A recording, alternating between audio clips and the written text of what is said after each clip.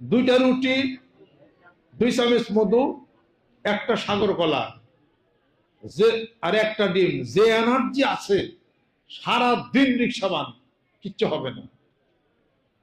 কিন্তু আমাদের দেশে নিয়ম কি, সকালবেলা এক থাল ভাত, পেট ভরে কটা ভাত খাইয়া যায় রে, মেলা কাম করানো, গাছ কাটানো লাগবো, ওদের কতক্ষণ পরে অসুস্থ হয়ে যাবে এটা বুঝতে আছে না। রুটিতে এনার্জি অনেক, ফাইবার যুক্ত খাবার, অনেকক্ষণ পর্যন্ত এনার্জি থাকবে। 2টা রুটি, 2 চামচ মধুর, একটা সাগর কলা, আপনি খাইয়ে খালি চলে যান না কেন আপনি? এগুলো তো মানুষ খেয়াল করে না। রাত্রিতে ছোলা বাদাম ভিজিয়ে রাখবেন, সকালবেলা খাইবেন। এটা অল্প খাবার খাইলে শরীরে এনার্জি বেশি পাইবেন। কম খাবেন, বেশি বাঁচবেন, বেশি খাইবেন, কম বাঁচবেন।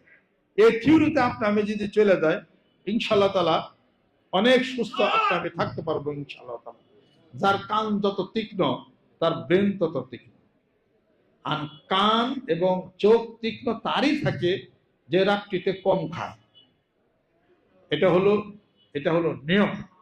আর যার দাঁত পরিষ্কার, রাত্রিতে দাঁত মাইজাজ পান, রাত্রিতে কম খায়, তার চোখ এবং কান তীক্ষ্ণ থাকলে তার ব্রেনও তার ওরকম শার্প থাকবে পারে। আল্লাহ পাক আমাদেরকে যেন কবুল করে নেন। হাদিস শরীফ ফলো করলে প্রত্যেকটা মানুষ আমরা সুস্থ হয়ে যাব। সুবহানাল্লাহ।